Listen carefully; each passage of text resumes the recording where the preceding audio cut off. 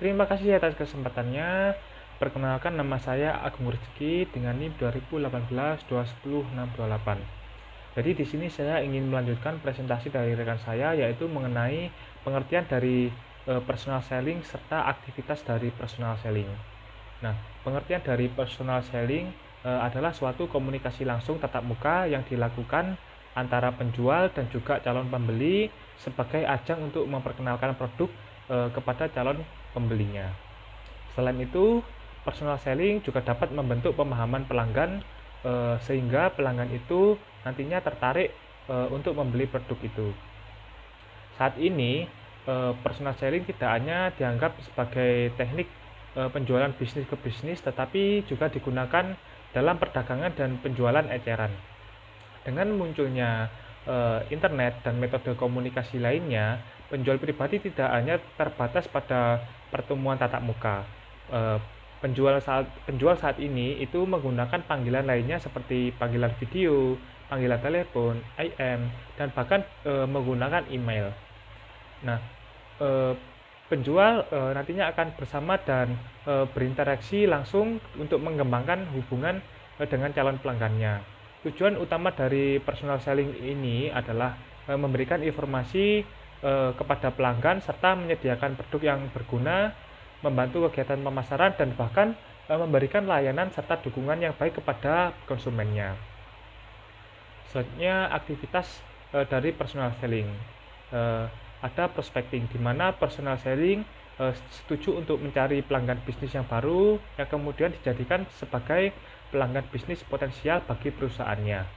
Dan selanjutnya ada targeting, di mana nantinya akan menilai dan memilih suatu atau lebih segmen pasar yang akan dimasuki oleh perusahaan itu nantinya.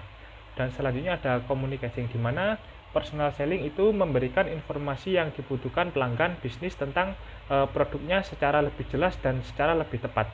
Selanjutnya ada selling. Selling ini adalah personal selling harus tahu seni dalam menjual, mendekati pelanggan bisnis secara sasarannya, dan mempresentasikan produk dan menjawab keberatan-keberatan serta menutup penjualan. Yang selanjutnya ada service, di mana personal selling melakukan pelayanan kepada pelanggan bisnis, mengkomunikasikan masalah pelanggan bisnis, memberikan bantuan teknis, dan juga melakukan pengiriman. Selanjutnya juga ada information gathering, di mana personal selling melakukan suatu riset pasar sehingga mendapatkan informasi tentang pelanggan bisnis dan keadaan pasar saat ini. Dalam hal ini, keadaan pasar nantinya dapat membuat laporan kunjungan yang baik dan yang akan dilakukan maupun yang telah dilakukan.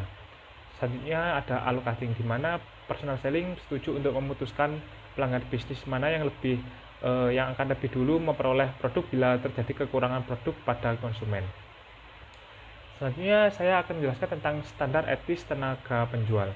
Yang pertama yaitu menawarkan seharusnya dengan jelas sehingga konsumen memahami dengan tepat apa yang mereka beli dan berapa banyak mereka nanti akan membayar.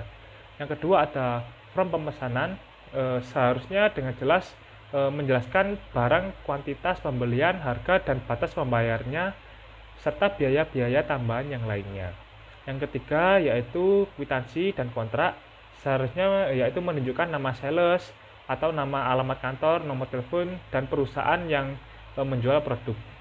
Dan yang keempat, semua tenaga penjual seharusnya mengidentifikasi dengan tepat diri mereka sendiri kepada pelanggan yang prospektif dan menunjukkan dengan benar pendekatan kepada pelanggan, mengidentifikasi merek produk perusahaan yang diwakilinya.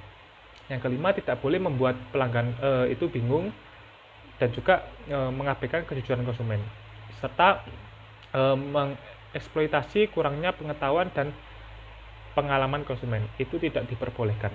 Dan yang keenam, harus menghargai profesi dan privasi konsumen. Dan yang ketujuh, semua referensi untuk pembuktian persetujuan seharusnya dapat dipercayakan, disahkan oleh orang atau organisasi yang telah disebutkan.